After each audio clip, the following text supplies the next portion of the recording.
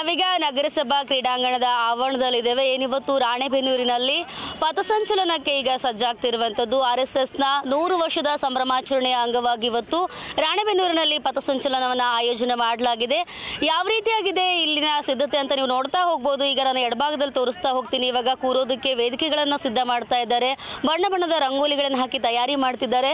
ಇಲ್ಲಿ ಪಥಸಂಚಲನಕ್ಕೆ ಬರುವಂತಹ ಶಿಕ್ಷಾರ್ಥಿಗಳು ಮತ್ತು ಗಣವೇಶಧಾರಿಗಳಿಗೆ ಮತ್ತು ಇಲ್ಲಿ ಬರುವಂಥ ಎಲ್ಲ ಅತಿಥಿಗಳಿಗೆ, ಸಾರ್ವಜನಿಕರಿಗೆ ಆಸನದ ವ್ಯವಸ್ಥೆಯನ್ನು ಕೂಡ ಮಾಡ್ತಾ ಇರುವಂಥದ್ದು. ಈಗ ನಗರಸಭೆಯನ್ನ ಸಜ್ಜು ಮಾಡ್ತಾ ಇರುವಂಥದ್ದು. ಮಧ್ಯಾಹ್ನದ ನಂತರ ಶುರುವಾಗುವಂತಹ ಏನಿದು ಪಥಸಂಚಲನಕ್ಕೆ ಈಗ ರಾಣೆಬೆನ್ನೂರು ಸಜ್ಜಾಗ್ತಿರುವಂಥದ್ದು.